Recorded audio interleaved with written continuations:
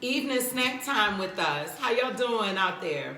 All right, so we wanted to come on tonight to talk about this COVID vaccination shot that I got today and take questions from our Hutchins 360 family. I've been getting questions in my inbox today.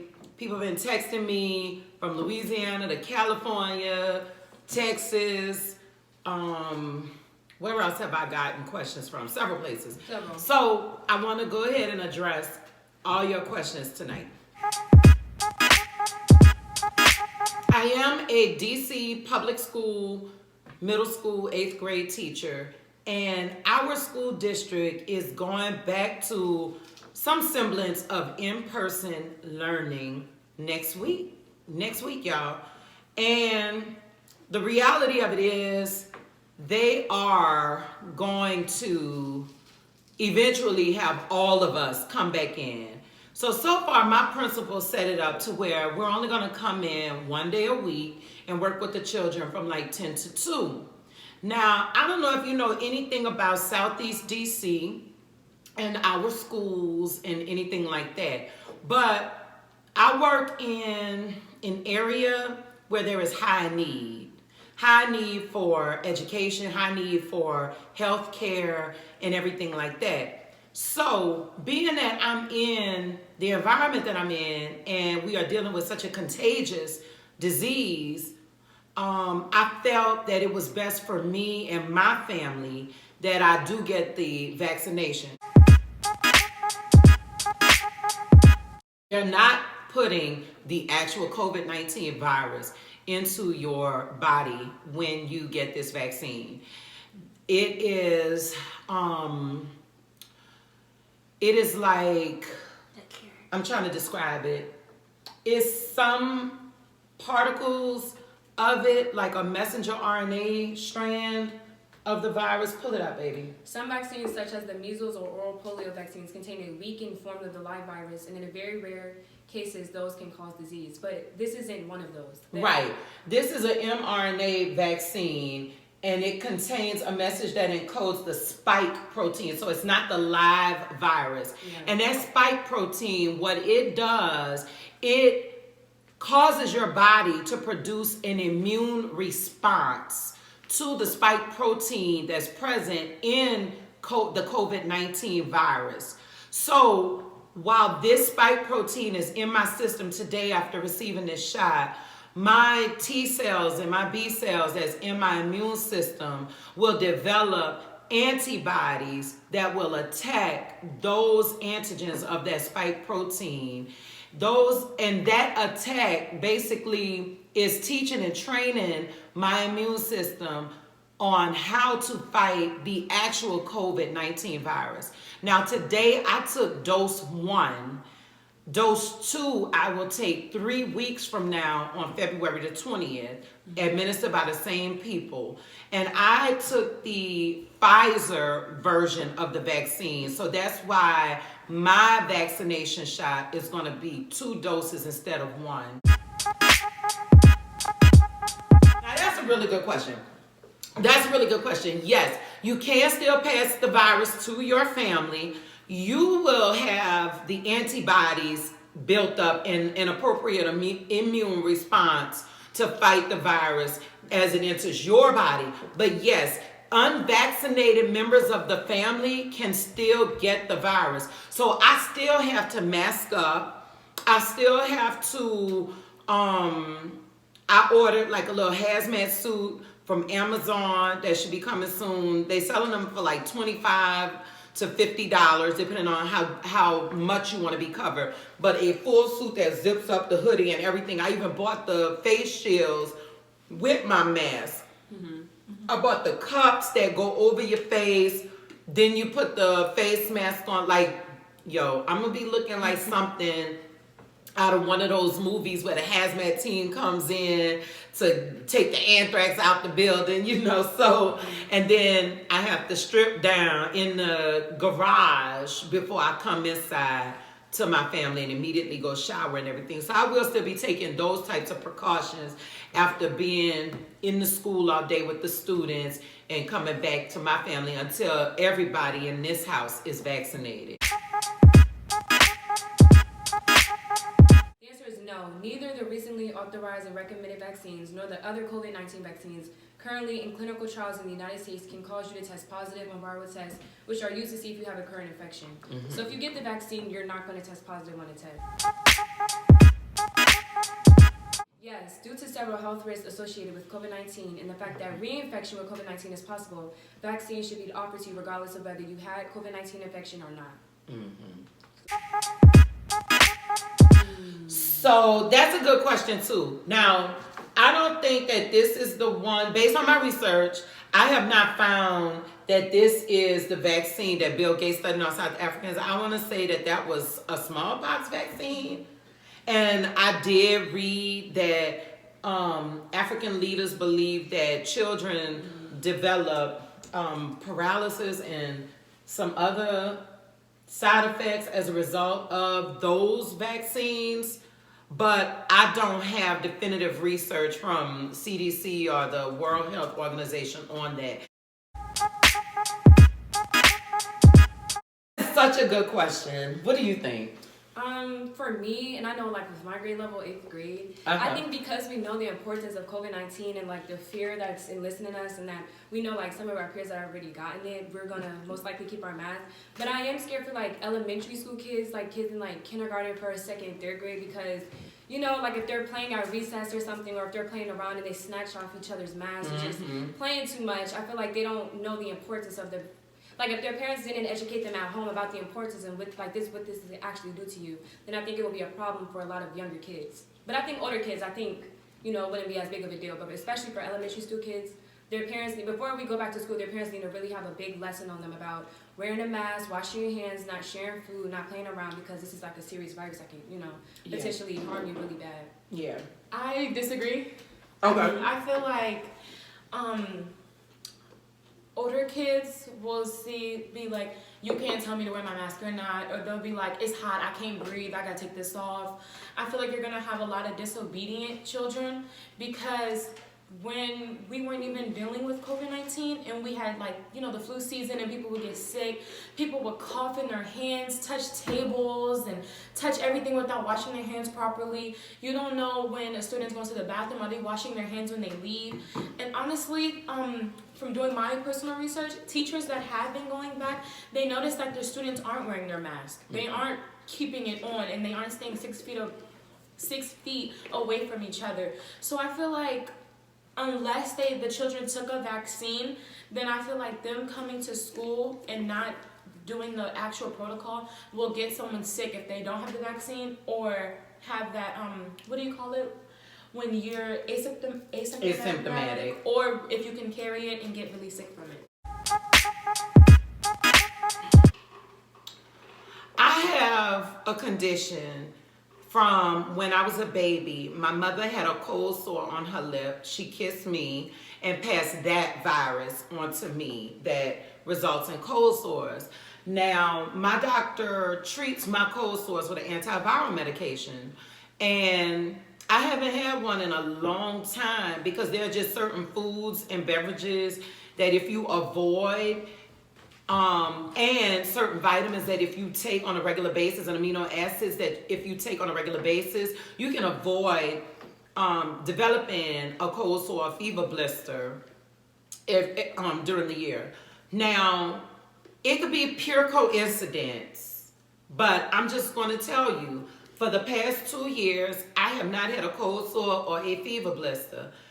About 30 minutes after I got my vaccination, I don't know if it was the spike protein from the vaccination that woke up that virus that causes fever blisters, but immediately I got one. I mean, I'm so beautiful, you can't really see it. You can't really see it or anything, but I immediately got one. But then I did have a cup of coffee this morning. And if anybody follows me on Instagram or Facebook, y'all know I've been doing the Daniel fast. Straight up vegan, no caffeine, water only, for like 21 days during the month of January. Today was my very first cup of coffee at Starbucks. So that is one of the beverages, because of the amount of caffeine, that feeds the virus that causes cold sores and fever blisters. You know, and I'm gonna always be very transparent with you. I'm not a person who embarrasses easily. So I'm just telling you this for me. So if you get cold sores, there might be a possibility that after you get the vaccine, it might just wake some things up that might have been in your body that's been laying dormant. Or it could just be pure coincidence, because I had that coffee this morning and I haven't had coffee in a very long time. That just kind of woke that virus up. But I came home, did some more research. I found out that if I take the antiviral that makes my cold sores go away, it will not interfere with my COVID-19 vaccine shot. So that's what I did, and I'm fine. It's just my family can't drink or eat after me for a few days until this situation resolves itself. I thought I was going to feel more sore. I got it in this arm. I thought that I was going to feel way more sore than I feel right now, but like I'm fine. I'm not sleepy. There's no headache. There's no stomach ache. I'm still eating and drinking like normal. We walked like 2 miles today outdoors. I was fine. I felt great. I'm gonna continue to update you guys on any symptoms. Like tonight, I'm gonna go to sleep. In the morning, if I wake up with some symptoms, I'm gonna update you guys on my IG page and make another video to just talk about any symptoms if they arise. Some of my friends that got their second dose, they reported no symptoms after the first dose, but they had symptoms after the second dose. So I get my second dose on February the 20th.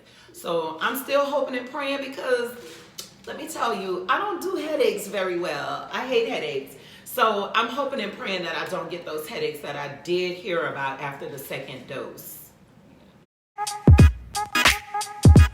No, I think we answered this, but COVID-19 mRNA vaccines do not change or interact with your DNA in any way.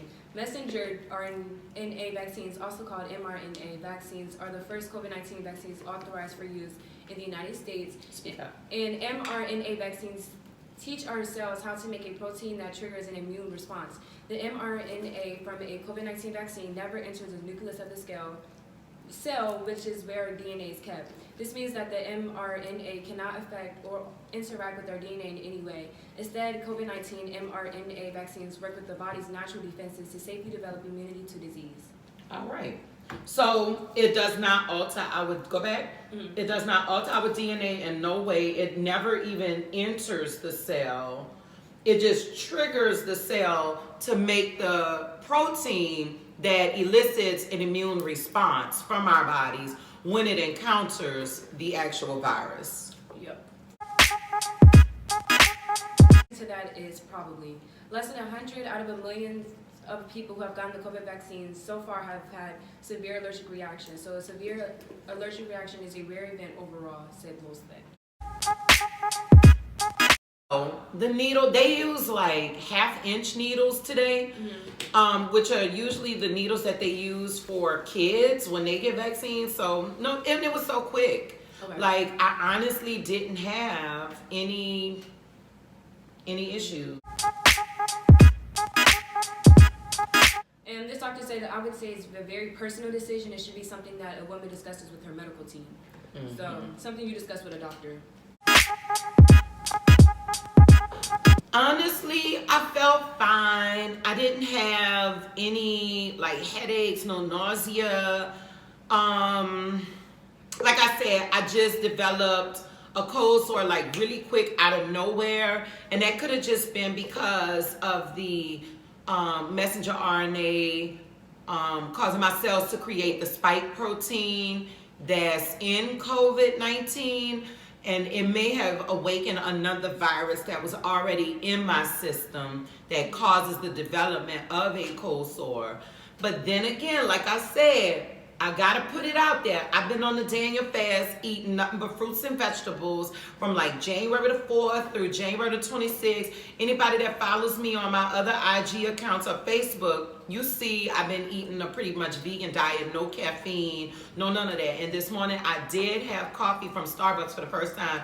And coffee is one of the things that causes you to break out in cold sores and fever blisters. So I'm saying that I think it was the vaccine. I don't have any science that directly supports that. Yeah. But I just found it funny that how after I got the vaccine shot, 30 minutes later, boop, a cold sore pops up. So I'm gonna lie, a little bit. Not about the needle, because I'm one of them people, I'm fine with getting shots and having blood drawn. I was just nervous because it's such a, it's still like an unknown vaccination. It's so new, and it just felt like such a bold thing to do after having so much reluctancy about it for so many months. Like when they first came out talking about this vaccine 3 months ago, and that it was ready to be disseminated through the population, I was extremely nervous about it. And I'm not gonna lie, I'm still nervous now. Like now it's officially in my body, and I'm still just a little bit nervous. So I am gonna be journaling any little thing that happens with me, whether it's a headache, a stomach ache, or anything. And I'm always gonna have this wondering in the back of my mind, oh my God, is that from the vaccine? But the thing that I'm not gonna be so nervous and wondering about is, oh my God, I can catch COVID. Cause baby, after February 20th, when I get that second dose, I feel like I'm good. And I'm still not gonna have total peace of mind until my whole family is vaccinated. Because even though I'm good, I could still bring it home to one of my girls or my husband. I think that it's a personal decision, but let me say it like this. Would you rather get the vaccine that is designed to protect you from developing COVID-19, which is a disease that attacks your lungs? It completely attacks your lungs. It liquefies your, it not only liquefies your lungs, but the amount of mucus and phlegm, and I hate to be talking about this and we eating snacks, right?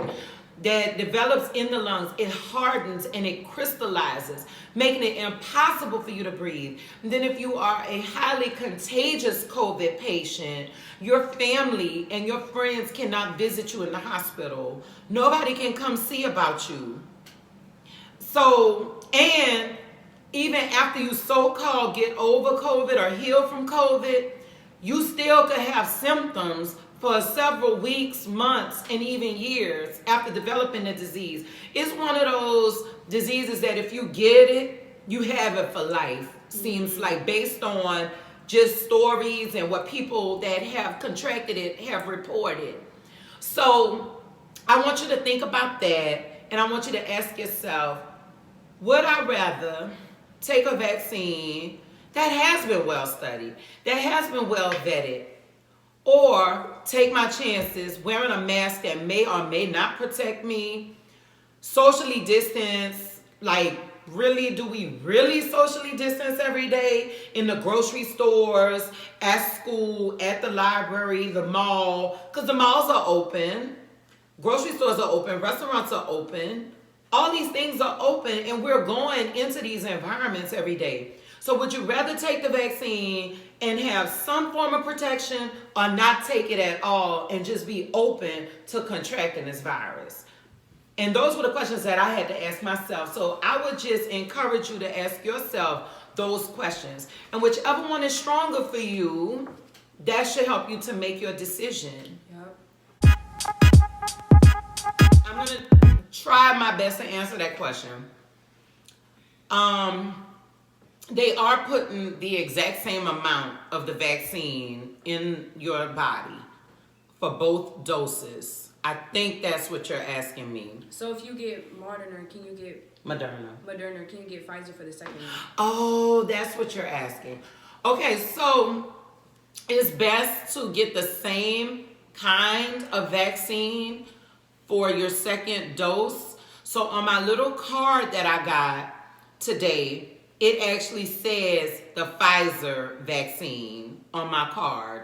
So my second dose should be the Pfizer vaccine, because from my understanding, each company, while they did make a vaccine that addresses the same virus, they may be slightly different. For example, the Moderna virus, I think, is stored differently.